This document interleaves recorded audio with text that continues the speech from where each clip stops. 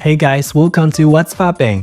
What's Popping focuses on the latest American pop news that piques your interest. If it's March 7th, we have an article today about Oscars, and it's titled Inside Anora's Oscar Victory, How Scrappy Indie Neon Pulled Off its second Best Picture win in 5 years. It is from Variety and written by Brent and Tatiana Siegel. Now let's get into it.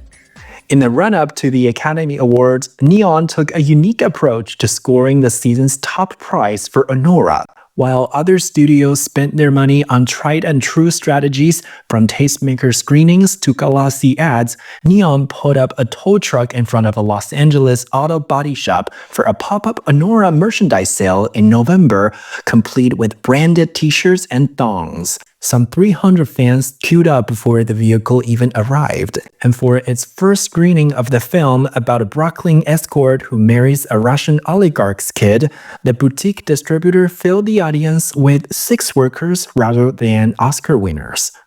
We follow the beat of our own drum, says Tom Quinn, Neon's CEO. The idea of pandering to the campaign as opposed to being who you are as a film is a big, stark difference. We never play to the campaign. We always play to the film, filmmaker, and audience in that order. The strategy may be unconventional, but it's hard to beat the results. For the second time since it launched in 2017, Neon captured the Best Picture statuette. For context, neither the legacy studio Disney nor the deep-pocketed Netflix has ever landed a single Best Picture Oscar, never mind two. Neon, however, with a staff of 60 people, has just pulled off the achievement in 5 years twice, making the indie film company the hottest label in town.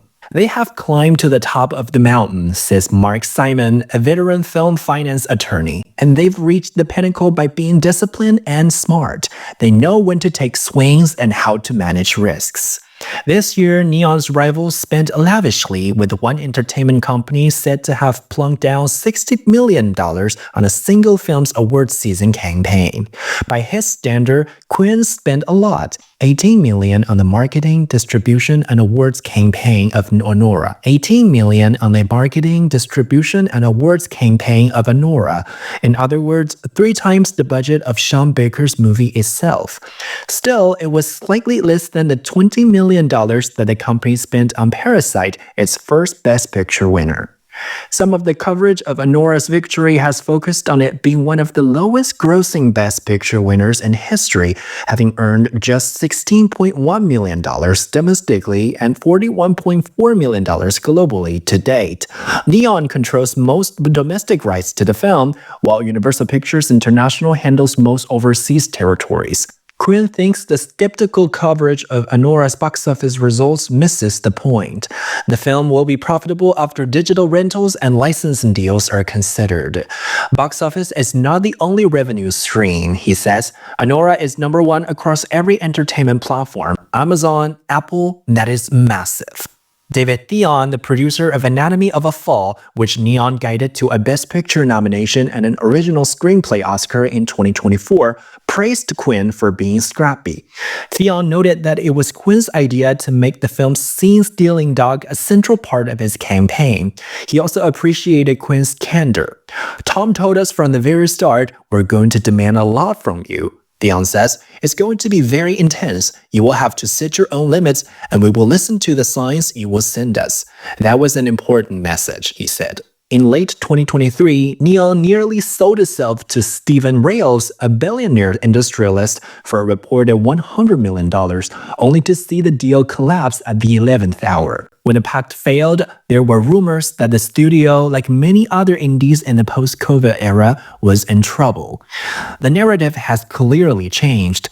In the past few months, Neon nabbed its 5th Palme d'Or in a row for Anora at Cannes, while its low-budget horror movies Long Legs and The Still Playing The Monkey became box office breakouts, earning $127 million and $31 million worldwide, respectively.